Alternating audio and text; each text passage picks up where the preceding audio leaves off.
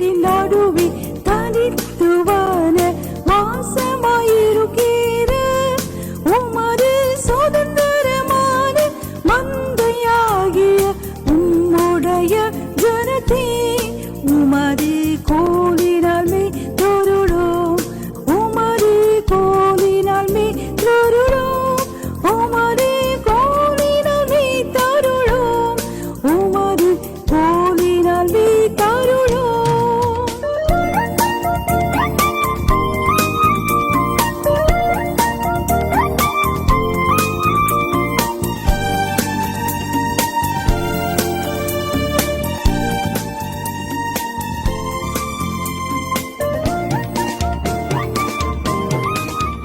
Mark 10ஆம் அதிகாரம் எடுத்துக்கொள்ளுங்க. மார்க் 10ஆம் அதிகாரம்.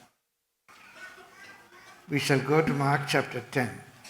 We shall read from verse 13. 13ஆம் வசனத்திலிருந்து நாம் வாசிப்போம். அப்பொழுது சிறு பிள்ளைகளை அவர் தொடும்படிக்கு அப்பொழுது சிறு பிள்ளைகளை அவர் தொடும்படிக்கு, அவர் தொட்டா போதியா பிள்ளைங்களை அவர் தொடணும். சிறு பிள்ளைகளை அவர் தொடும்படிக்கு அவர்களை அவரிடத்தில் கொண்டு வந்தார்கள். அவர்களை அவரிடத்தில் கொண்டு வந்தார்கள். கொண்டு வந்தவர்களை சீஷர்கள் அதட்டினார்கள். அவர் ரொம்ப டயர்டாக இருக்கார், ரொம்ப டயர்டாக இருக்கார். இப்போ அவரை தொந்தரவு பண்ணாதீங்க, தொட்டா போதும், நிறைய பேர் அவரை தொடணும், அவர் நம்மளை தொடணும் என்றெல்லாம் அவரை நெருக்கி அடிச்சிட்டு இருந்தாங்க. சிறு பிள்ளைகள் அவர் கைப்பட்டால் போதும் அப்படின்னு கொண்டு வர்றாங்க. அவர் களைப்பார்ந்தபடியினால கொண்டு வந்தவர்களை அவருடைய சீடர்கள் அதட்டினார்கள். இயேசு அதை கண்டு விசனமடைந்து ஐயோ நம்மிடத்துல வர்றவங்கள இந்த சீஷர்கள் தடை பண்ணுறாங்களே அப்படின்னு சொல்லி இயேசு விசனமடைந்து, சிறு பிள்ளைகள் என்னிடத்தில் வருகிறதற்கு இடம் கொடுங்கள். பிரியமான அவர் சொல்றாரு, சிறு பிள்ளைகள் என்னிடத்தில் வருகிறதற்கு இடம் கொடுங்கள். சிறு பிள்ளைகள் என்னிடத்தில் வருகிறதற்கு இடம் கொடுங்கள். அவர்களை தடை பண்ணாதிருங்கள்.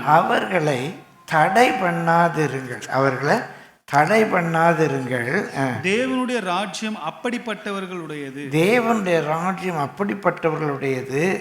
எவனாகிலும் சிறு பிள்ளையை போல் தேவனுடைய ராஜ்யத்தை ஏற்றுக்கொள்ளாவிட்டால் அவன் அதில் பிரவேசிப்பதில்லை என்று மெய்யாகவே உங்களுக்கு சொல்லுகிறேன் என்று சொல்லி அவர்களை அணைத்து கொண்டு, அந்த சிறு பிள்ளைகளை தொட்டா போதும் தான் கொண்டு வந்தாங்க. ஆனால் அந்த சிறு பிள்ளைகளை அவர் வாரி எடுத்து அணைத்து கொண்டு அவர்கள் மேல் கைகளை வைத்து, அப்படியே அணைத்து கொண்டு அவங்க மேல கை வைத்து அவர்களை ஆசீர்வதித்தார்.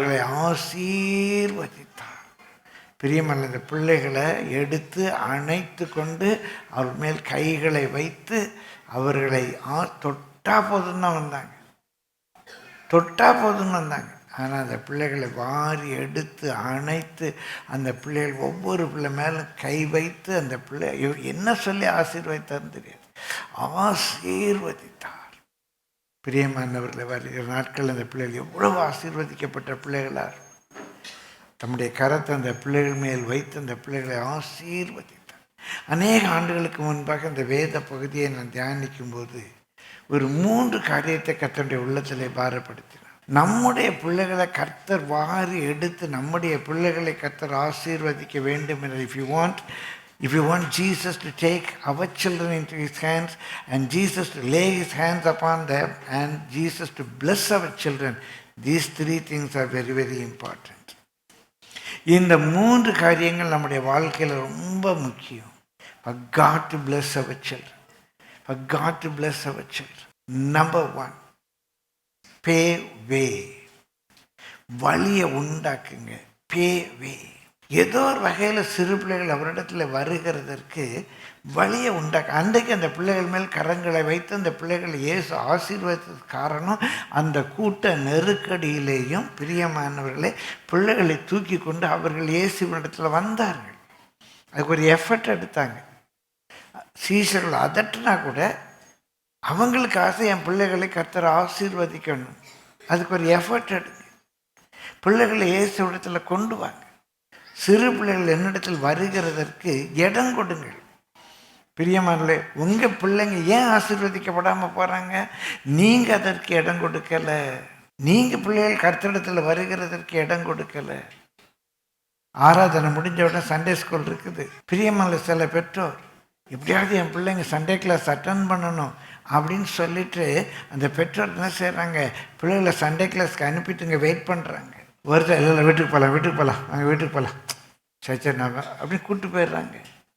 அப்போ சிறு பிள்ளைகள் அவர்களிடத்தில் வருகிறதற்கு நீங்கள் இடம் கொடுக்குறீங்களா? வழி உண்டாக்கி கொடுக்குறீங்களா? ஒரு சின்ன தியாகம் பண்ணவங்களுக்கு ஆயத்தமாக இருக்குதா? அந்த பெற்றோர் இல்லைன்னா அந்த உறவுகள் அந்த பிள்ளையை தூக்கிட்டு இயேசுவிடத்தில் ஓடி வந்தது போல் உங்கள் பிள்ளையை தூக்கிட்டு இயேசுவிடத்தில் வர்றீங்களா? அங்கே கேட்குறாரு. சிறு பிள்ளைகள் என்னிடத்தில் வருகிறதற்கு என்ன செய்யுங்க, இடம் கொடுங்க. அந்த பிள்ளைகளை தான் அவர் வாரி எடுத்து தன் கரத்தை அவர்கள் மேல் வைத்து அந்த பிள்ளைகளை அவர் ஆசீர்வதித்தார். நீங்கள் இடம் கொடுக்கணும். பிரியமான நீங்கள் பிள்ளைகள் கர்த்தரிடத்தில் வருகிறதற்கு நீங்கள் இடம் உண்டாக்கணும். மீண்டுமாக நான் சொல்லுவேன், அவங்க அந்த பிள்ளையை தூக்கிட்டு வந்தனால தான் இயேசு கையை வச்சார். இப்போ நீங்கள் தூக்கிட்டு வந்தால் தான் இயேசு தொட முடியும், அந்த வசனம் தொட முடியும், அந்த அபிஷேகம் தொட முடியும். Number one, pay way for that. அங்கே வேதத்தில் சொல்கிறாரு, உங்கள் பிள்ளைகளோடு அந்த பிள்ளைகளோடு கூட உட்காரும் போதும் எழும்பும் போதும் படுக்கும் போதும் நடக்கும் போதும் அந்த பிள்ளைகளோடு கூட பேசுங்க. அவருடைய பிரமாணங்களை பற்றி பேசுங்க. அந்த பிள்ளைகளுக்கு இயேசுவை பற்றி சொல்லிக் கொடுங்க. கிறிஸ்தவ ஒழுக்கத்தை சொல்லிக் கொடுங்க. பிரியமானவர்களே, நான் யாரையும் குறிப்பாக சொல்ல வேடிக்கையான காரியம், முதல் பிள்ளைய கோயிலுக்கு கொண்டு வர்றாங்க, பிரதிஷ்டைக்கு கொண்டு வர்றாங்க. முதல் நாள் அந்த பிள்ளை இந்த கோயிலுக்கு வர்ற முதல் நாள் அன்னைக்கே பெற்றோர் பிந்தி வர்றாங்களா? அது பிள்ளையினுடைய தப்பா பெற்றோருடைய தப்பா? அந்த பிள்ளை எப்படி வளரும்? அந்த பிள்ளையுடைய முதல் லெசனே என்ன? கோயிலுக்கு பிந்தி போகிறது. மனசாட்சி இருக்கா? அந்த பிள்ளைக்கு யார் இந்த தப்பை சொல்லி கொடுத்தா? நம்ம ஏசுட்ட வர்றதுக்கு நம்மளாம் இடம் உண்டாக்கணும். இப்போ யோசித்து பாருங்க. சிறு பிள்ளைகள் என்னிடத்தில் வருகிறதற்கு இடம் கொடுங்க. பிள்ளைகளோடு கூட பேசுங்க. உட்கார்ந்து இருக்கும்போது பேசுங்க. உட்காருங்க பிள்ளைகளோட. இன்னைக்கு ஒரு வீட்டுக்கு போனேன். நான் சொன்னேன், நல்ல லைப்ரரி மாதிரி இருக்குன்னு. அந்த வீடு எப்படி இருக்கு? நல்ல லைப்ரரி மாதிரி. அந்த ஹஸ்பண்டு டிவி பார்த்துட்டு இருக்காரு. அந்த அம்மா ஒரு பக்கம் உட்காந்து மொபைல் நோண்டிகிட்டு இருக்காங்க. அந்த வீட்டில் உள்ள பிள்ளை இன்னொரு பக்கம் உட்காந்து அது மொபைல் நோண்டிட்டு. எல்லாம் நல்ல அமைதியான வீடு. யார்கிட்டையும் பேசுறதும் இல்லை, சண்டை போடுறதும் இல்லை. பைபிள் சொல்லுது, பேசுங்க. உங்கள் பிள்ளைகளோட பேசுங்க. நீ உட்காந்து பேசுங்க. சாப்பாட்டு மேசையில் பேசுங்க. எத்தனையோ சத்தியம் பாபிலோனிய பண்டிகைகளை என்னெல்லாம் நினைவு இருக்கு. கிறிஸ்மஸை குறித்து, பாபிலோனிய பண்டிகைகளை குறித்து பிரசங்கம் பண்ணதில் என் பிள்ளைகள்கிட்ட டைனிங் டேபிளில் உட்காந்து பேசியிருக்கேன். நல்ல நினைவு இருக்கு எனக்கு. என் பிள்ளைகளை அழைத்து கொண்டு எங்கேயாவது ப்ரேயருக்கு போவோம். சின்ன பிள்ளைகளாக இருக்கும்போது தனியாக 2 நாள் 3 நாள் நாங்கள் 4 பேரும் ஒரு இடத்துல தங்கியிருப்போம். அங்கே என் பிள்ளைகளோடு கூட பேசுவேன். பைபிள் குவிஸ் வைப்பேன். நான் வேலை பார்க்கும்போது ஊழியம்னு அலைவேன். அதனால் நேரம் குறித்து வைத்து என் பிள்ளைகளோடு போய் பேசுவேன். பெற்றோருங்க பிள்ளைகள்கிட்ட பேசுங்க. வசனத்தை குறித்து பேசுங்க. உட்கார்ந்து இருக்கும்போது பேசுங்க. நடக்கும்போது பேசுங்க. உங்கள் பிள்ளைகளோட கோ ஃபார் அ வாக். நிறைய பேர் நாயோடு நடப்பாங்க, பேயோடு நடப்பாங்க, பிள்ளையோடு நடக்க மாட்டாங்க. இப்போ எங்கே குடும்பம் உருப்படுமா? நாய் they go for walking with devil, they go for walking with the dog, DD. They don't go with their children. எப்படி அந்த பிள்ளைங்களை கர்த்தருக்குள்ள வளர்க்க முடியும்? சிறு பிள்ளைகள் என்னிடத்தில் வருகிறதற்கு இடம் கொடுங்க. பேவே. உட்காரும்போது பேசுங்க, நடக்கும்போது பேசுங்க, படுக்கும்போது பேசுங்க. பைபிளுக்காக சொல்கிறீங்களா? படுக்கும்போது சில வீட்டில் அம்மா மாதிரி சொல்கிறாங்க, அப்பா மாதிரி சொல்கிறீங்களா? பிள்ளைகளுக்கு பைபிள் ஸ்டோரி சொல்கிறீங்களா? படுக்கும்போது பிள்ளைங்களோட பேசுகிறீங்களா? அது ஒரு நேரம் படுக்கணும், நம்ம ஒரு நேரம் படுக்கணும். நிறைய வீட்டில் இந்த கான்வர்சேஷனே இல்லை. பிரியமானவர்களே, முன்பெல்லாம் இந்த டிவி கெடுத்துச்சு. இன்றைக்கு அதை விட மோசம். டிவியாவது குடும்பமாக உட்காந்து ஒரு ப்ரோக்ராம் பார்ப்பாங்க. இன்றைக்கி அவங்கவுங்க கைக்குள்ள மொபைலில் வச்சுக்கிட்டு இருக்காங்களே ஒழிய இந்த ஃபேமிலி டைம்ங்கிறதே இன்றைக்கு நிறைய வீட்டில் இல்லை. ஃபேமிலி டைம் இல்லை. படுக்க போகும்போது ஒன்றா போகணும், ஒன்றா ஜெபம் பண்ணணும். சிறு பிள்ளைகளுக்கு பைபிள் ஸ்டோரியை சொல்லிக் கொடுக்கணும், இன்டராக்ட் பண்ணணும், குவிஸ் வைக்கணும், வீட்டில் பிள்ளைங்களை கேள்வி பதில் கேட்கணும், பிள்ளைங்களை கேட்க சொல்லணும். பெரிய இன்டராக்ட். நான் தேவ சமூகத்திலேருந்து சொல்கிறேன். ஹெப்சிங்க தான் இருக்காங்க. நாங்கள் வெளியே போயிட்டு அந்த பிள்ளைங்களோட கேமே இன்டராக்டிவ் கேம்ஸ் வச்சுருக்கேன். கொஸ்டின் கேளுங்க, கேட்குற கேள்விகளுக்கு பதில் சொல்லுவேன். அப்போ நான் உங்களை மாதிரி ஒரு உலக பிரகாரமான வேலையில் தான் இருந்தேன். உங்களை உற்சாகப்படுத்துறதுக்கா சொல்கிறேன், பெருமைக்காக இல்லை. படுக்கும்போது பேசுங்க. பைபிள் இருக்கார், வசனம் எடுக்க நேரம் இல்லை, பைபிள் இருக்க தான் சொல்கிறேன். ஆண்டவர் சொல்கிறாரு, நீ உட்கார்ந்து இருக்கும்போதும், படுக்கும்போதும், நடக்கும்போதும், எழுந்திருக்கும் போதும் கல்ல குடும்ப ஜபம் வைங்க. எல்லாம் எழும்பி ஒரு குடும்ப ஜபம். குடும்ப ஜபத்தில் ஒரு சின்ன வசனம் சொல்லி கொடுங்க. அன்றைக்கி ஒரு வசனம் மெமரைஸ் பண்ண சொல்லுங்கள். அந்த வசனத்தின் அடிப்படையில் உங்களுக்கு ஒரு கதை இருக்குமான ஒரு கதை சொல்லுங்கள். கதை சொல்லட்டாலும் ஒரு சாட்சியை சொல்லுங்கள். பிரியமானவர்களே, pave way for the children to come and to the Lord. நீங்கள் வழி உண்டாக்குங்க. சிறு பிள்ளைகளோடு கூட பேசி, ரெண்டாவது சொல்கிறாரு, கருத்தாய் போதித்து. நான் ஒரு டீச்சராக இருந்தபடினால சொல்கிறேன். டீச்சிங்கில் ரெண்டு உண்டு. ஒன்று இன்ஃபார்மல் எஜுகேஷன், இன்னொன்று ஃபார்மல் எஜுகேஷன். இன்ஃபார்மல் எஜுகேஷன் ஒரு ட்ராமா மூலமாக, ஒரு கல்ச்சரல் ப்ரோக்ராம் மூலமாக இன்ஃபார்மல் எஜுகேஷன் நம்ம வேல்யூஸை சொல்லிக் கொடுக்கலாம். இன்னொன்று ஃபார்மல் எஜுகேஷன், ஒரு சிலபஸ் இருக்குது. இந்த வருஷத்துக்குள்ளே இதெல்லாம் சொல்லிக் கொடுக்கணும், கணக்கில் இதெல்லாம் சொல்லிக் கொடுக்கணும், இங்கிலீஷில் இதெல்லாம் சொல்லிக் கொடுக்கணும், அவங்களுக்கு இந்த ஆல்ஃபபெட் சொல்லிக் கொடுக்கணும். ஒரு ஃபார்மல் எஜுகேஷன். அதே போல் நீங்கள் அவங்ககிட்ட பேசுங்க, கருத்தாய் போதீங்க. என் பிள்ளைகளுக்கு இதெல்லாம் தெரியணும். இன்றைக்கு இங்கே இருக்க எத்தனையோ பிள்ளைகளுக்கு இந்தியன் கிரிக்கெட் டீமில் உள்ள 12 பிளேயர்ஸ் பேரும் தெரியும். ஆனால் இயேசு கிறிஸ்துவனுடைய 12 அப்போஸ்தலர் பேரும் தெரியாது. யார் குற்றம் அது? உங்கள் பிள்ளைகளுக்கு அப்போஸ்தலருடைய பேர் தெரியுமா? கிரிக்கெட் பிளேயர்ஸ் பேர் தெரியும். எத்தனை வெரைட்டி சாக்லேட் இருக்குன்னா பிள்ளைங்களுக்கு தெரியும். ஊர்க்கதெல்லாம் தெரியும். இயேசு சொன்ன கதைகள் தெரியுமா? வேதத்தில் எத்தனை புத்தகம் இருக்குன்னு தெரியுமா? என் பிள்ளைங்களுக்கு நான் பைபிளை எப்படி சொல்லிக் கொடுக்க போகிறேன், இன்னும் நான் சங்கீதம் சொல்லிக் கொடுக்க போகிறேன், இன்னும் நான் வாழ்க்கை முறை சொல்லிக் கொடுக்க போகிறேன். என் பிள்ளை 5th ஸ்டாண்டர்ட் வர்றதுக்குள்ள இதெல்லாம் படிச்சிருக்கோம், என் பிள்ளை 10th வர்றதுக்குள்ள இதெல்லாம் படிச்சிருக்கோம், என் பிள்ளை இப்போ ஞானஸ்தானத்துக்குள்ள நடத்த போகிறேன், என் பிள்ளைக்கு ஞானஸ்தானத்தை பற்றி சொல்லிக் கொடுக்க போகிறேன், என் பிள்ளை அபிஷேகம் பெறணும், என் பிள்ளை சத்தியத்துக்குள்ளே வரணும். ஒரு ஃபார்மல் எஜுகேஷன். எதெல்லாம் என் பிள்ளை அச்சீவ் பண்ணணும், இந்த வேர்ல்டு சிஸ்டத்துக்கு எப்படி எதிர்த்து நிற்கணும், என் பிள்ளைகிட்ட கிளாஸ்மேட்ஸ் கேட்குற கேள்வி, என்னென்ன கேள்விகள் கேட்பாங்க, என்னென்ன பதில் சொல்லணும், சொல்லிக் கொடுங்க. You have to pave way for the child to come into Christ. கிறிஸ்து அந்த பிள்ளைகள் மேலே தான் கர்த்தர் கைகளை வைத்து ஆசீர்வதித்தாரே ஒழிய எல்லா பிள்ளைகளையும் ஆசீர்வதிக்க முடியாது. நீங்கள் பிள்ளைகளை இயேசு இடத்துல கொண்டு வாங்க, கண்டிப்பாக இயேசு ஆசீர்வதிப்பாங்க. ஆனால் கொண்டு வர வேண்டிய வேலை உங்கள் வேலை. இயேசு ஆசீர்வதினா நடக்காது. நீங்கள் கொண்டு வரணும், சிரமம் இருக்கும். அவங்களுக்கு பேசணும், அவங்களுக்கு கருத்தாய் போதிக்கணும். Pave way for the child to come into Christ. Number 1. பிரியமான கர்த்தருடைய பரிசுத்த நாமத்துக்கு மகிமை உண்டாவது. ரெண்டாவது, prevent them not. அவர்களை தடை பண்ணாதிருங்கள். நீங்களே அவர்களை தடை பண்ணாதிருங்கள். இன்றைக்கு 199 பிள்ளைகள் பாதிக்கப்படுகிறது. பிரியமானவர்களே, உலக கணக்கு பெற்றோர்களால், சமுதாயத்தினால். நம்ம பிறவிலே நம்ம எல்லாரும் பாவிகள் தான். ஆனால் பிள்ளைகள்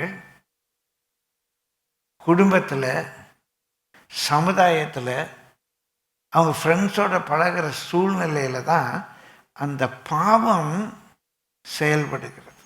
ஒரு நாள் ஒரு பிள்ளை ஸ்கூல்லேருந்து வந்து வீட்டில் வந்து கெட்ட வார்த்தை சொல்லுது. அம்மாவை கெட்ட வார்த்தை சொல்லி பேசுது. அம்மா கொச்சி, என்னடி இப்படி ஒரு வார்த்தை சொல்கிற அப்படின்னு அம்மா அடிக்க போகிறாங்க. ஒன்று அப்பா சொல்கிறாங்க, அது கெட்ட வார்த்தை. என்னங்க அது கெட்ட வார்த்தை இல்லை, என்ன நீங்கள் இப்படி சொல்கிறீங்க? அது கேட்ட வார்த்தை. அது கெட்ட வார்த்தை இல்லை, அது கேட்ட வார்த்தை. உங்கள் வீட்டில் கேட்ட வார்த்தையை அந்த பிள்ளை பேசுனா எப்படி இருக்கும்? அது கேட்ட வார்த்தை, நாட் கெட்ட வார்த்தை. அது கேட்ட வார்த்தை, அந்த வார்த்தையை பேசுது. எங்கள் டெவலப்மெண்ட் சைக்காலஜியில் உளவியல் சொல்லுவோம், the first family is the society. அந்த பிள்ளை பார்த்து வளருகிற குடும்பம், பார்த்து வளருகிற சமுதாயம் அந்த இம்மீடியட் ஃபேமிலி. முன்னெல்லாம் 5 வயசில் பள்ளிக்கூடத்துக்கு அனுப்புவோம், இப்போ 3 வயசில் பள்ளிக்கூடத்துக்கு அனுப்புகிறாங்க. ஆனால் அது வளரும்போது அது பார்க்குறது யாரை? அம்மா அப்பாவை, பாட்டி தாத்தாவை பார்த்து வளருது. ஒரு வயசு வருது, பார்க்குது. கருவில் இருக்கும்போதே பிள்ளைகளுக்கு புரிந்து கொள்ள முடியும் என்று உளவியலில் சொல்கிறாங்க. அந்த வீட்டு சூழ்நிலை எப்படி இருக்கு, கணவன் மனைவி உறவு எப்படி இருக்கு, அந்த பிள்ளை கருவில் இருக்கும்போது அந்த அம்மா சந்தோஷமாக இருக்காங்களா, அந்த அம்மா அழுதுகிட்டு இருக்காங்களா, அந்த உணர்ச்சிகள் எல்லாம் அந்த பிள்ளையை தாக்குது.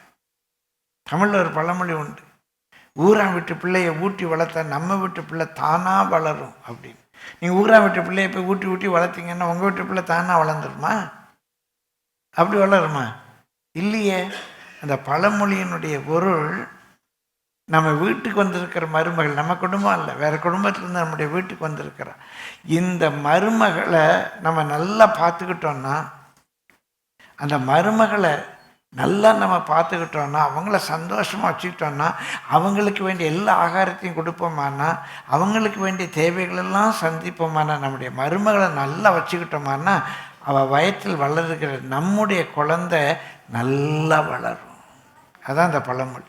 நேரடியாக நம்ம பிள்ளைக்கு இன்ஜெக்ட் பண்ணி கொடுக்க முடியாது. நம்முடைய வீட்டுக்கு வந்து அந்த பெண்ணை நம்ம நல்லா பார்த்துக்கிட்டோம்னா, அவளுடைய கருவில் வளருகிற நம்ம குழந்தை நல்லா வளரும். அது கேட்குது எல்லாத்தையும். அம்மா அழுறாங்களா, அம்மா சந்தோஷமாக இருக்காங்களா, அம்மா சிரிக்கிறாங்களா, கருவில் இருக்கும்போதே அந்த குழந்தை உணர்ச்சிகளோடு இருக்குன்னு உளவியலில் சொல்லியிருக்கு. நம்ம தமிழ் பழமொழியிலே அது இருக்குது, ஊரான் விட்டு பிள்ளையை ஊட்டி வளர்த்தா நம்ம பிள்ளை தானாக வளரும். 6 மாதம் ஆச்சு, 1 வருஷம் ஆச்சு, 1.5 வருஷம் ஆச்சு, அந்த பிள்ளை நம்ம வீட்டில் தான் இருக்குது. அப்பா அம்மா எப்படி பேசுகிறாங்க, அந்த பாட்டி அம்மாவை எப்படி நடத்துகிறாங்க, பாட்டி தாத்தா எப்படி இருக்காங்க, பிள்ளை பார்க்குது. யார் பொய் சொல்கிறாங்க, எப்படி பொய் சொல்லி சமாளிக்கிறாங்க, அம்மா அப்பாட்ட எப்படி பொய் சொல்கிறாங்க, அப்பா அம்மாட்ட எப்படி பொய் சொல்கிறாங்க, எல்லாத்தையும் டீச் பண்ணுறது நீங்கள் தான். நான் தான் என் பிள்ளைகளுக்கு டீச் பண்ணுறேன். பிரியமானவர்களே, கீழ்ப்படிதல் அப்படின்னா என்ன? பிள்ளைகிட்ட நீ கீழ்ப்படிதல்னா என்னப்பா? கீழ்ப்படினா என்ன, எப்படி தெரியும்? கீழ்ப்படி அப்படின்னா என்ன அர்த்தம்? ஸ்டெப்ஸில் ஃபஸ்ட்டு ஸ்டெப்பா? கீழ்ப்படி மேற்படி. கீழ்ப்படினா என்ன? ஒபேன்னா என்னதுப்பா? அந்த அம்மா சொல்லணும், அப்பா என்ன சொன்னாலும் நான் எப்படி செய்கிறனோ அதுக்கு பேர் தான்மா கீழ்ப்படிதல். உங்களை பார்த்து உங்கள் பிள்ளை கீழ்ப்படிதலை கற்றுக்குமா, இல்லை உங்கள் பிள்ளை உங்களை பார்த்து சண்டை போட கற்றுக்குமா? Prevent them not. உங்களை பார்த்து உங்கள் பிள்ளை என்னத்தை கற்றுக்கும்? கீழ்ப்படினா அதுக்கு என்ன புரியும்? எல்லாம் கரெக்டாக ரூல்ஸ் எல்லாம் ஃபாலோ பண்ணணும். எப்படி? அப்போ ஆஃபீஸ்க்கு பிந்தி போகிறல்ல, அந்த மாதிரி தானே. அப்புறம் இந்த பிள்ளை எக்ஸாமுக்கு பிந்தி தானே போகும். யாரை பார்த்து படித்தது? நீங்கள் ஆஃபீஸ்க்கு பிந்தி போகிறீங்க, அந்த பிள்ளை ஸ்கூலுக்கு பிந்தி போகும். நீங்கள் வீட்டில் ஆஃபீஸில் போய் லீவ் எடுக்கிறீங்க, அந்த பிள்ளை ஸ்கூலை கட் பண்ணி லீவ் எடுக்கும். நம்ம எந்த முன்னேறு எப்படியோ அப்படி தான் பின்னேறு வரும். அநேக குடும்பங்களில் பிள்ளைகள் கெட்டு போவதற்கு காரணம் அந்த பெற்றோர்களுடைய வாழ்க்கை. உங்கள் பிள்ளைகளை நீங்கள் தடை பண்ணாதிருங்க. நீங்கள் கோயிலுக்கு பிந்தி வர்றீங்க, பிள்ளை எப்படி நேரத்துக்கு வரும்? அதான் பழகிடுச்சுல பிந்தி வர்றதுக்கு. ஆறாவது நடக்கும்போது நீங்கள் வெளியே நின்று பேசிக்கிட்டு இருங்க, அந்த பிள்ளை என்ன பண்ணும்? உள்ளே உட்காந்துருக்குமா? உங்களை தானே பார்க்கும். ஆறாவது நடக்கும்போது நீங்கள் காஃபி குடிக்க போங்க. நான் சாபம் போடலை, விளக்குறேன். ஆறாவது நடக்கும்போது நீங்கள் காஃபி குடிக்க போங்க. ஆறாவது நடக்கும்போது உங்கள் பையன் டாஸ்மாக் போவான். அது கொஞ்சம் போட்டு வந்தால் தூக்கம் வருது. உங்களுக்கு தூக்கம் வரணும், உங்கள் பிள்ளைக்கு தூக்கம் வரக்கூடாதா? தூக்கம் வருது, அப்படி போய் டீ குடிச்சிட்டு வரேன். அவன் ஒன்றுமா டயர்டாக இருக்குது, போய் நான் போட்டு வரேன் சரக்கு. உங்கள் பிள்ளைகள் உங்கள் வழியை தான் பின்பற்ற போகிறாங்க. ஏதோ ஒரு வகையில் என் பிள்ளைகளை நான் தடுக்கக்கூடாது. என் பிள்ளைகள் கர்த்தரிடத்தில் வர்றதுக்கு, ஒழுங்கில் வளர்றதுக்கு, சத்தியத்தில் வளர்றதுக்கு என் வாழ்க்கை தடையாக போயிடக்கூடாது. என் வாழ்க்கை தடையாக போயிடக்கூடாது. ஓய்வு நாளை பரிசுத்தமாக ஆசரிக்கணுமா? நான் எப்படி ஆசரிக்கிறேன்? கர்த்தருடைய வசனத்தை கீழ்ப்படியணுமா? நான் எப்படி கீழ்ப்படுகிறேன்? பிள்ளைகள் கர்த்தரிடத்தில் வருகிறதற்கு இடம் கொடுங்கள், அவர்களை தடை பண்ணாதிருங்க. அவர்களை தடை பண்ணாத இருங்க. அந்த பிள்ளை கோயிலுக்கு வரணுங்குது, சண்டே சர்வீஸ்க்கு போகணும், இல்லை சண்டே கிளாஸ் நான் எல்லா பைக்கும் அட்டென்ட் பண்ணணும். நாம் ஊருக்கு போகிறோம் வா லீவில். அங்கே நம்ம அத்தைவுடைய அக்காவுடைய தம்பியுடைய அந்த தம்பிக்கு ஒரு தங்கச்சி உண்டு இல்லை, அந்த தங்கச்சியுடைய புருஷனுடைய சொல்ல தெரில, அவங்க வீட்டில் கல்யாணமாக பார்ப்போம், கல்யாணமாக போகணுமா, அதெல்லாம் பார்த்துக்கலாம். சண்டே கிளாஸ் இல்லைன்னு ஒரு வாரம் சண்டே கிளாஸ் போடலாம், என்ன பரவாயில்ல. இல்லைம்மா எனக்கு கிஃப்ட்டு போடு, நான் வாங்கி தரேன் விடு. பெரிய கிஃப்டாக நம்ம ஊரில் சொந்தக்காரங்க கல்யாணம். எப்படி சொந்தம்ப்பா சொல்ல தெரில, சொந்தம் அவ்வளோதான், கார்டு கொடுத்துருக்காங்க, போயிட்டு வந்துடுவோம். யார் தடை பண்ண அந்த பிள்ளைய சண்டே கிளாஸ்க்கு வர விடாமல், விபிஎஸ்க்கு வர விடாமல் தடை பண்ணது யார்? நீங்கள் தானே. பிரியமால் 3 வயது வரைக்கும் அந்த பிள்ளைக்கு தெரிஞ்ச ஒரே ஒரு சொசைட்டி ஃபேமிலி, அப்பா அம்மா அண்ணன் அக்கா பாட்டி தாத்தா மாமா, ஒரு ஃபேமிலி தான் அதுக்கு தெரியும், அதான் சொசைட்டி. அந்த ஒரு ஃபேமிலி தான் அந்த பிள்ளையை உருவாக்குது. அதான் சொன்னாங்க 5 வளையாதது 50 வளையாது. அந்த 5 வயதுக்குள்ளே அந்த பிள்ளை அடுத்த சொசைட்டியை பார்க்குறதுக்குள்ளே, அப்போல்லாம் 5 வயசு தான் ஸ்கூலுக்கு அனுப்புவோம். அந்த 5 வயதில் வெளி உலகத்தை அந்த பிள்ளை பார்ப்பதற்கு முன்பாக அந்த பிள்ளையை உருவாக்க வேண்டிய பொறுப்பு அந்த குடும்பத்துக்கு உண்டு. அந்த பிள்ளையை நாசமாக்கக்கூடிய காரியம் அந்த குடும்பத்தினுடைய காரியம். அவங்க போய் சொன்னாங்க, அது போய் சொல்ல பழகுது.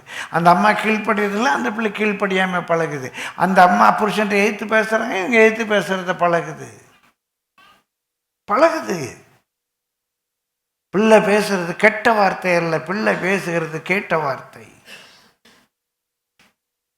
5 வயசு ஆயிடுச்சு ஸ்கூலுக்கு போகுது, இல்லை 3 வயசு ஆயிடுச்சு ஸ்கூலுக்கு போகுது. பல பின்னணியிலேருந்து உங்கள் பிள்ளை ஸ்கூல்லேருந்து வர்றாங்க. பிற மதத்தை சேர்ந்தவங்க உண்டு, பல வாழ்க்கை பின்னணியை சேர்ந்தவங்க உண்டு, பல விதமான வழிபாட்டு முறையை சேர்ந்தவங்க உண்டு. அந்த பிள்ளைகளோடு அந்த பிள்ளை வளருது. அவங்க போடுற ட்ரெஸ்ஸை பார்க்குது, அவங்க பேசுகிறத பார்க்குது. அந்த பிள்ளைகளோடு உங்கள் பிள்ளைகள் பழகுது. 2வது சொசைட்டியை பார்த்துடுச்சு.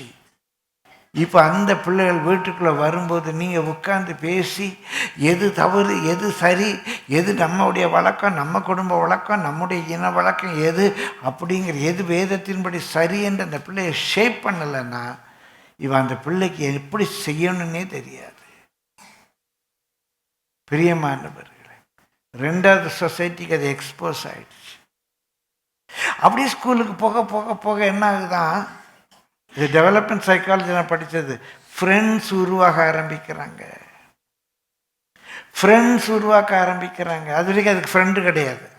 அப்பா அம்மா இல்லை அண்ணன் அக்கா பாட்டி தாத்தா மாமா அத்தா சித்தி சித்தப்பா, அவ்வளோதான் தெரியும். இப்போ தான் முதலாக ஃப்ரெண்ட் என்ற ஒரு உறவு வர ஆரம்பிக்குது. இப்போ அந்த ஃப்ரெண்டு தவறான வழியில் நடத்தக்கூடாது என்று சொன்னால் தாய் தகப்பன் ஃப்ரெண்டாக இருக்கணும். அந்த வளர்கிற பிள்ளைகளுக்கு ஒரு ஃப்ரெண்ட்ஷிப் தேடுது. அந்த ஃப்ரெண்ட்ஷிப்பை பெற்றோர் கொடுக்காவிட்டால் நம்ம மிஸ் பண்ணுறோம்.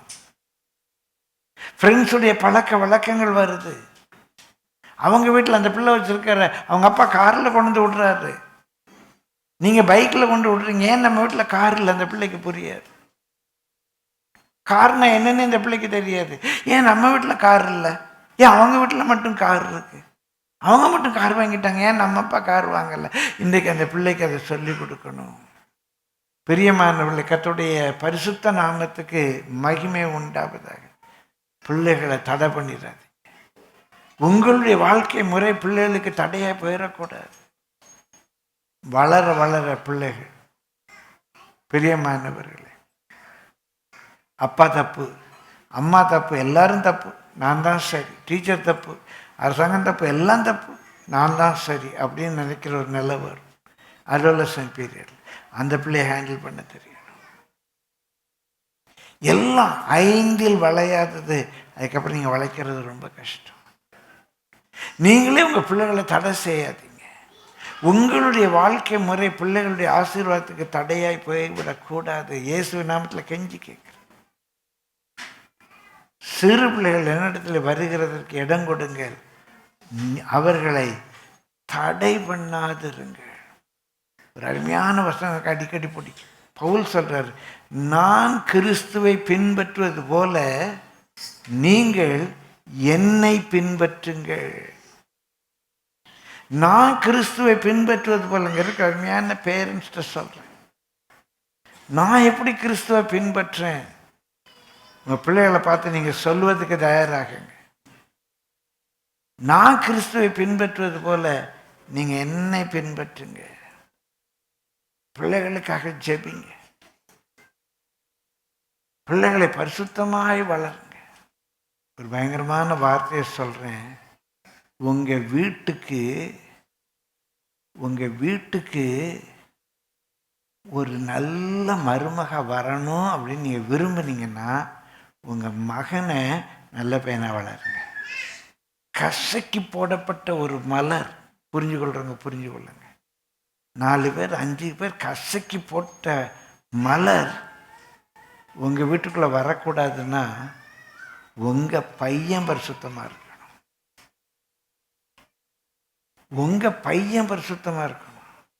உங்க பையன் எப்படி கேடு கட்டவனா இருக்கலாம், அவனுக்கு மட்டும் நல்ல பொண்ணு வரணுமா? உங்க பொண்ணு எப்படி வேணாலும் அலைவா, அவளுக்கு மட்டும் நல்ல பையன் வரணுமா? என்னங்க வேடிக்கையா இருக்கு? என்ன வேடிக்கையா இருக்கு? உங்க பிள்ளை பொண்ணு எப்படி வேணாலும் அலைவான்னா அப்படி பையன்தான் அவளுக்கு கிடைப்பான். இருக்க வாலிப பிள்ளைகள்கிட்ட சொல்றேன், நீ இவர் கசக்கி போட்ட பூவா இருப்பாய், ஆனால் 4 பேரை கசக்குன்னு ஒருத்தன் தான் உனக்கு வருவான். 4 பேர் கசக்கி போட்ட பூவாய் நீ இருப்பாய், ஆனால் 4 பேரை கசக்கி போட்ட ஒருத்தன் தான் உன் வாழ்க்கைக்கு வருவான். அதான் ஈக்குவேஷன். நான் சாபம் போடலை. நம்ம என்ன முற்பகல் செய்கிறோமோ அது பிற்பகல் தானா விளையும். மனுஷன் எதை விதைக்கிறானோ அதை அறுப்பான். இந்த வாலிப நாட்கள் நீங்க பரிசுத்தத்தை காத்துக்கொள்ளவில்லை என்று சொன்னால் உங்களுக்கு எப்படி புனிதம் கிடைக்கும்? உங்க பிள்ளைகள் நீங்க பரிசுத்தமாய் வளர்க்கலைன்னா உங்க பிள்ளைகளுக்கு வருகிற மருமகனோ மருமகளோ எப்படி இருப்பான்? Just imagine for a minute. நீங்களே உங்கள் பிள்ளைகளை தடை செய்து விடாதீங்க. prevent them not. அப்போ பிள்ளைகளோட கூட பேசுங்க. pave the way. பிள்ளைகளுக்கு வழியை உண்டாக்குங்க. பிள்ளைகளை பரிசுத்தத்தில் வளருங்க. நீங்க வீட்டில் சண்டை போடுறீங்க, அப்புறம் பிள்ளை சண்டை போடக்கூடாதுன்னா எப்படி புரியும்? கர்த்தருடைய பரிசுத்த நாமத்துக்கு மகிமை உண்டாவதாக. பிரியமலை பொறுப்பு 100க்கு 100 பெற்றோரிடத்தில் இருக்கு. தமிழ்ல அந்த பெற்றோர் என்ற சொல் மிக மிக அருமையான ஒரு சொல். பெற்றோர் என்ற சொல் தமிழ்ல பிள்ளையை ஈண்டவர்கள் அல்ல, பிள்ளையை ஈண்டு போட்டவர்கள் அல்ல, பிள்ளையை ஒரு வரமாக இறைவனிடத்திலிருந்து பெற்றுக்கொண்டவர்கள். தி ரெசிபியன்ஸ். பெற்றோர்கள் என்று சொன்னா பெற்றுக்கொண்டவங்க. நீங்க பெற்றிருக்கிறீங்க. You received it. You are the recipients. You have to give an account. பிரியமான கர்த்தருடைய பரிசுத்த நாமத்துக்கு மகிமை உண்டாகும். இன்றைக்கெல்லாம் சிலர் இருக்கிறாங்க, கல்யாணம் ஆனோன்னு குழந்தை பிறந்துடக்கூடாது, ஜாலியா சுத்தணுமா, பிள்ளை வேண்டாமா, பேபி பிளானிங். பிரியமான சயின்டிஃபிக்காகவும் அது உடம்புக்கு கெடுதி. ஆனால் கர்த்தர் கொடுக்குற ஆசீர்வாதத்தை பெற்றுக்கொள்ள நீ விரும்பலை, நீ கேட்கும்போது அது கிடைக்காது. சயின்டிஃபிக்காகவும் அது கெடுதி. There's nothing called baby planning. There's nothing called baby planning. நம்ம பேபி பிளானிங்கில் ஆண்டவர் பண்ண வேண்டியது. யாருக்கு எத்தனை குழந்தை வேணும், எப்போ கொடுக்கணும், எப்படி கொடுக்கணும், எல்லாம் அவர் பிளான் பண்ணிக்குவார். அவர் தான் கொடுக்குறார். நம்ம பெற்றவர்கள். பெற்றவர்கள் என்றால் ஈண்டு போட்டவர்கள் அல்ல, ஈண்டவர்கள் அல்ல, ரிசீவ் பண்ணவங்க. We are the recipients. நாமே அந்த பிள்ளைகள் இறைவனிடத்தில் சேருவதற்கு தடையாக இருந்து விடக்கூடாது. Prevent them not. அவர்களை தடை செய்யாதீர்கள். நம்முடைய ஒவ்வொரு பிஹேவியரும் நம்முடைய பிள்ளைகள் பரிசுத்தத்தில், ஒரு நீதியில், நியாயத்தில் வளர்வதற்கு தடையாக இருக்கக்கூடாது. நல்லா யோசித்து பாருங்க. நீங்க ஆஃபீஸ்க்கு பிந்தி போனால் பிள்ளை எப்படி ஸ்கூலுக்கு சரியான நேரத்துக்கு போக நீ கட்டாயப்படுத்த முடியும்? நீங்க உங்க புருஷனுக்கு கீழ்ப்படுறதில்ல, உங்க பிள்ளை எப்படி உங்க அப்பா அம்மாவுக்கு கீழ்ப்படின்னு சொல்ல முடியும்? நீங்க சட்டத்திட்டங்களை மதிக்கிறதில்ல, பிள்ளை எப்படி சட்டத்திட்டங்களை மதின்னு சொல்ல முடியும்? ஜஸ்ட் லாஜிக்கலி திங்க் பண்ணி பாருங்க. உங்கள் பிள்ளைகள் கர்த்தரிடத்தில் வருகிறதற்கு நீங்களே தடை செய்யாதிருங்க. Number 3, it's also very very important.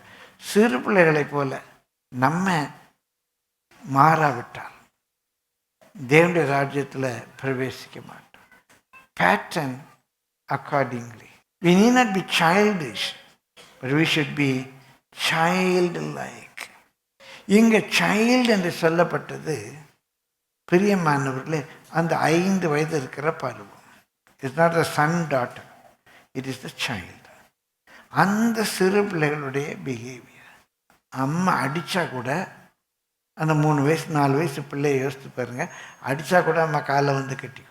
உளவியல் ரீதியாக நான் உளவியல் படித்தனால சொல்கிறேன், சிறு பிள்ளைகளுக்குள்ள பெரிய தண்டனையே நீங்கள் ஒரு நாள் முகத்தை திருப்புங்க, அந்த பிள்ளைகளை பார்த்து ஸ்மைல் பண்ணாதீங்க, பேசாமல் இருங்க, பிள்ளைங்க நொறுங்கிடும்.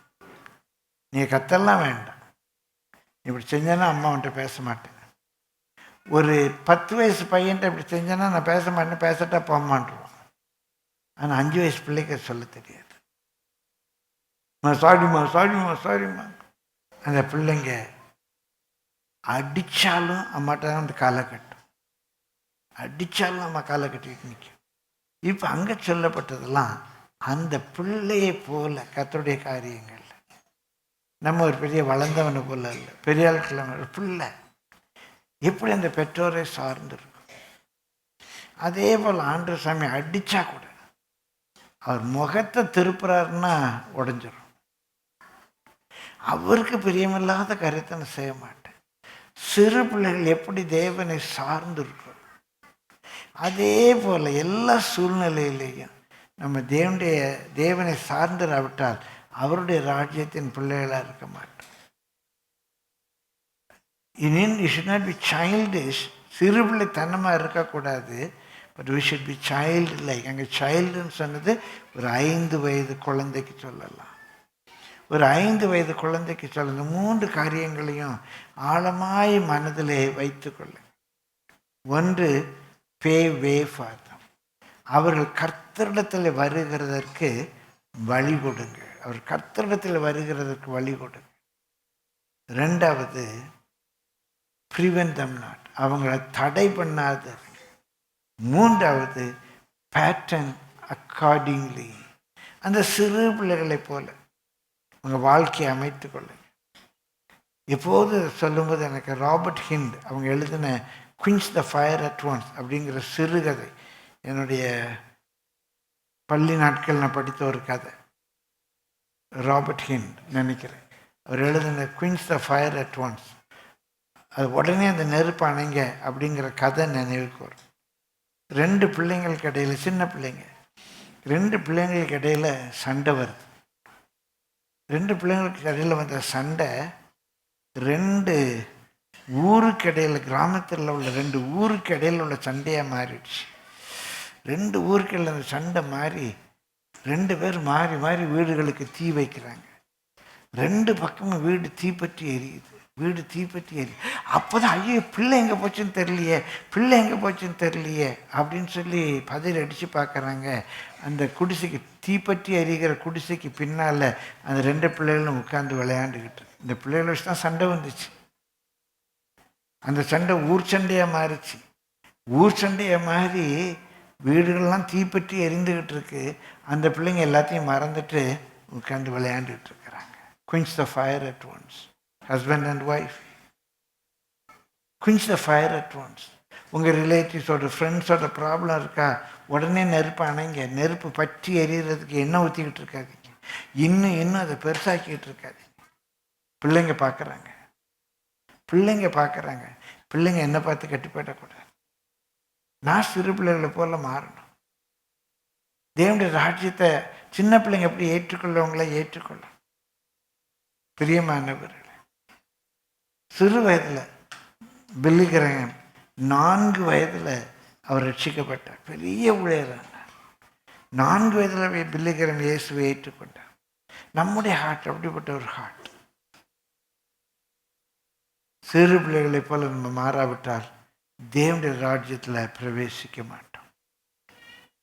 இதெல்லாம் பேசணும்னு ஆயத்தப்படுத்திட்டு வரல, ஆனாலும் இந்த ஃப்ளோவில் ஆண்டவருக்கு இதை குறித்தே பேசும்படியாக என்ற உள்ளத்தில் ஒரு உள்ளத்தில் எனக்கு ஒரு வாஞ்சை உண்டு. கர்த்தருடைய வார்த்தை எனக்கு உண்டாய்.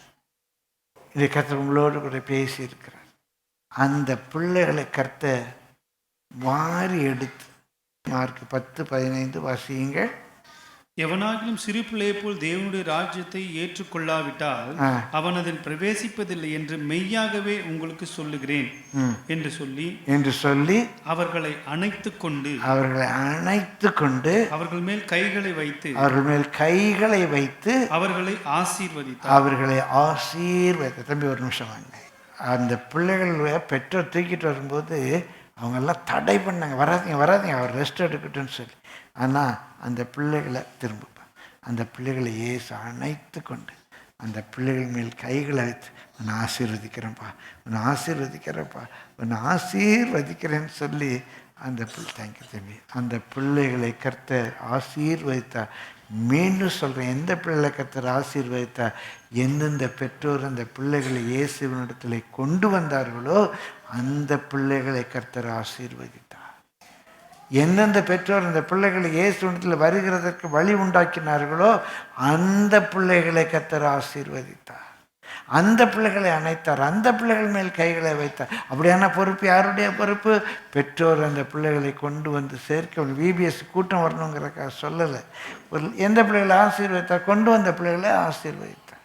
எந்த பிள்ளைகளை கர்த்தர் தொடரணும் அந்த பெற்றோர் துடித்தார்களோ அந்த பிள்ளைகளை கர்த்தர் வாரி எடுத்து ஆசீர்வதித்தார். அவர்களை தடை பண்ணாது இருக்கு. உங்கள் வாழ்க்கையை அவர்களுக்கு தடையாக போயிடக்கூடாது. பல முறை இந்த கதையை சொல்லியிருக்கிறேன். ஒரு முறை இந்த சம்பவத்தை, கதை என்று சொல்லி சம்பவத்தை சொல்லி உங்களுக்காக ஜெபிக்க விரும்புகிறேன். இங்கிலாந்து கதை. ஒரு வீட்டில் அந்த மனைவி இறந்து போனாங்க. அந்த பெற்றோருக்கு ஒரு குட்டி பையன், ஒரு 5-6 வயசு இருக்கும். அம்மா இறந்த துக்கம் பிள்ளைக்கு வரக்கூடாதுன்னு சொல்லி அந்த பிள்ளைய ரொம்ப அன்பாக வளர்க்குறார். தாயுடைய பிரிவு அந்த பிள்ளைக்கு தெரியவே கூடாதுன்னு சொல்லி தந்தைக்கு தந்தையாய் தாய்க்கு தாயாக இருந்து அந்த பிள்ளைய ரொம்ப அன்பாக வளர்க்குறார். ஒரு நாள் ராத்திரி அந்த பிள்ளை விழிச்சு பார்க்குது, அப்பாவை காணும். அப்பா காணுமே தேம்பி அழுது, வீடெல்லாம் தேடுது. அப்பா காணுமே தேம்பி அழுது அப்படியே கிறங்கி தூங்கிடுச்சு. காலையில் பார்த்த உடனே அப்பாட்ட கேப்பா, டேடி நைட்டில் எங்கே டேடிப்பா நீங்கள் உங்களை தேடினேன், நீங்கள் வீட்டில் இல்லை டேடி அப்படி. இங்கே தான் சார் இருந்தேன். இல்லை டேடி நான் பார்த்தேன் டேடி உங்களை காணும். நீ ஏதோ சொப்பனை கண்டு பார்த்தேன் டேடி, இங்கே தான்ப்பா இருந்தேன். 2வது நாள் அந்த பிள்ளை தூங்கலை, முழிச்சுது. இடையில பார்க்குது அப்பா வீட்டில் காணும். என்ன பண்ணுன்னு தெரியல. அப்பா எங்கே போன? எல்லா இடமும் தேடுது, வீட்டுக்குள்ளே அப்பாவை காணும். சின்ன வீடு அது, அப்பாவை காணும். 2வது நாள் அழுது தூங்கிடுச்சு. காலையில் பார்த்தோன்னே கேட்டுச்சு, டேடி எங்கே டேடி போனீங்க? இங்கே தான் சார் இருந்தேன். நோ டேடி ஐ குடின்ட் சீ, உங்களை பார்க்க முடியல டேடி. இல்லைடா நீ டெய்லி ஏதோ சொப்பனை கண்டு வளரிக்கிட்டு இருக்க. டேடி இங்கே தான் இருந்தேன். Daddy you are lying. டேடி நீங்கள் பொய் சொல்கிறீங்க. நீங்கள் லையிங்னு சொன்ன பொய் சொல்கிறீங்கன்னு பலார்னு ஒரு அடி விட்டார். இது வரைக்கும் அந்த 6 வயதில் அந்த பிள்ளை அடிபட்டதே கிடையாது. முதல் நாள் அது கன்னத்தில் ஒரு அடி விழுது. அந்த பிள்ளை எதிர்பார்க்கவே இல்லை, தேம்பி அழுது. பெரியவங்களை பார்த்து லையிங் அப்படிலாம் சொல்லக்கூடாது. அவரும் பிள்ளைய அடித்த வேதனையில் அந்த பிள்ளைய கட்டி பிடிச்சி, இப்படிலாம் பெரியவங்கள்ட்ட பேசக்கூடாது சரியா, அப்படிலாம் ஆட்டி தேட்டுறாரு. அந்த வேதனை நீங்கிறதுக்கு பிள்ளையை கூப்பிட்டு வெளியே போகிறாரு. பிள்ளைக்கு விருப்பமான சாக்லேட்லாம் வாங்கி கொடுக்குறாரு. He is keeping the child very happy. அந்த பிள்ளைய ரொம்ப சந்தோஷமாக வச்சுக்கிறார். பிரியமானவர்களே, அந்த பிள்ளையும் சாரி டேடி நீ அப்படி பேச மாட்டேன் சார் டேடி, சாரி டேடி அப்படின்னு சொல்லி அழுது. பிரியமானவர்களே, ராத்திரி அந்த பிள்ளைக்கு தூக்கம் வரல. தூங்குற மாதிரி அப்படியே பாவலா பண்ணிட்டு படுத்துருக்கு. தூங்குற மாதிரியே படுத்துருக்கு. லேசாக மழை பெய்யுது, நல்ல மழை பெய்யுது. அப்படியே கொஞ்சம் கொஞ்சமாக மழை ஓஞ்சிடுச்சு. அதான் தூரிக்கிட்டு இருக்கு. அந்த அப்பா அப்படியே எழும்பி வந்தார். பிள்ளைகிட்ட வந்து பார்க்குறாரு, பிள்ளை தூங்குதான். அவன் நல்லா தூங்குற மாதிரி நடிக்கிறான். பிள்ளைய பார்த்துட்டார். போய் தன்னுடைய ரெயின் கோட் எடுத்து போட்டார். தலையில் தொப்பி வச்சார். ரெயின் பூட்டுன்னு சொல்லுவாங்க, இந்த ரப்பர் பூட்ஸ் முட்டி வரைக்கும் இருக்கும். அந்த ரெயின் பூட்டை போட்டார். மெதுவாக கதவை திறந்துட்டு வெளியே போகிறார். அந்த பிள்ளை ஓட்டக்கண்ணில் பார்த்துக்கிட்டே இருக்கு. மெதுவாக கதவை திறந்துட்டு வெளியே போயிட்டார். கொஞ்ச நேரம் கழிச்சு இந்த பிள்ளை எழும்பிச்சு. இதனுடைய ரெயின் கோட் எடுத்து போட்டுச்சு. இதுவும் தலையில் தொப்பி எடுத்து வச்சுது. இதனுடைய குட்டி கம்பூட்ஸுக்குள்ளே காலை போட்டுட்டு மெதுவாக வெளியே வருது. அப்பா எங்கே போனாருன்னு தெரில. ஏதோ கொஞ்சம் கொஞ்சம் அங்கங்கே நட்சத்திர ஒளி, மற்றபடி இருட்டாக இருக்கு. இப்படியே பார்க்குது. அந்த சேரு சகதியில் அப்பா போன அந்த பூட்ஸுடைய தடம் தெரியுது. அந்த பூட்ஸ்லேயே அந்த பிள்ளை அப்படி காலை வச்சு நடந்து போகுது. அங்கே ஒரு சின்ன குடிசை. அந்த குடிசையில் மினுக்கு லைட் எரிஞ்சிக்கிட்டு இருக்கு. அந்த குடிசைக்குள்ளே போய் இது எட்டி பார்க்குது. அங்கே ஒரு மூலையில் அவர் குடிச்சிட்டு படுத்திருக்காரு. மனைவி இறந்ததுலேருந்து அவருக்குள்ளே இந்த ஒரு பழக்கம் வந்துச்சு. வேதனை தாங்க முடியல, ராத்திரி குடிச்சிட்டு படுத்து கிடக்காரு. பார்க்குறாரு, வாசலில் அவர் பையன் வந்து நிற்கிறான். அந்த குடி போதிலையும் தெரிஞ்ச பையன் வந்து நிற்கிறான். அங்கேருந்து எழும்பி ஓடி வந்தார். எதை அந்த பையன் பார்க்கக்கூடாதுன்னு நினச்சாரோ இன்னைக்கு அதை அந்த பையன் பார்த்துட்டான். எழும்பி ஓடி வந்து அந்த பையனுடைய தோலை பிடித்து குலுக்கிட்டு, sonny how did you come here? பிள்ளை எப்படிறாங்க வந்த? மகனை எப்படிறாங்க வந்த? Sonny how did you come here அப்படின்னு தோலை பிடிச்சி குலுக்கிட்டு பதறி போய் கேட்குறாரு. அந்த பையன் கூலாக ஒரு வார்த்தை சொன்னான். Daddy, walking on your footsteps. Daddy, walking on your footsteps. உங்களுடைய அடிச்சுவடுகளை தொடர்ந்து டாடி நாங்கள் வந்திருக்கேன் டாடி. குறிப்பாக அங்கே இருக்கிற பெற்றோர்கள், சண்டே ஸ்கூல் டீச்சர்ஸ், volunteers,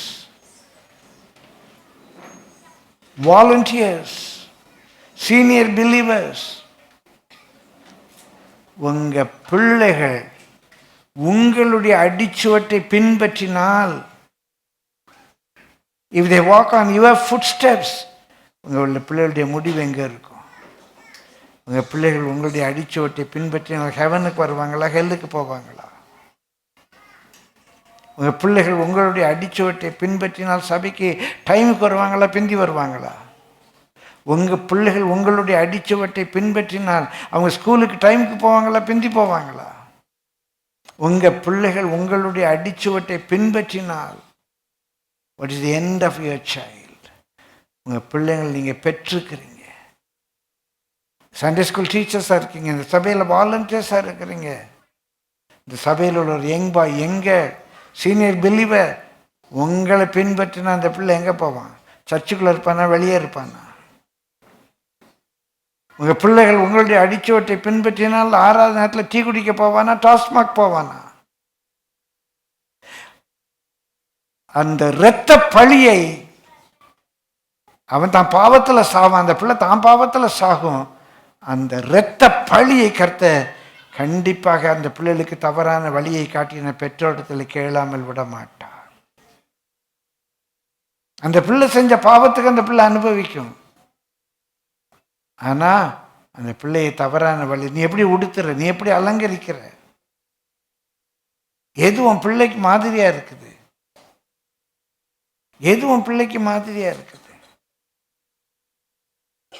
இன்றைக்கு தீர்மானம் பண்ணுங்க.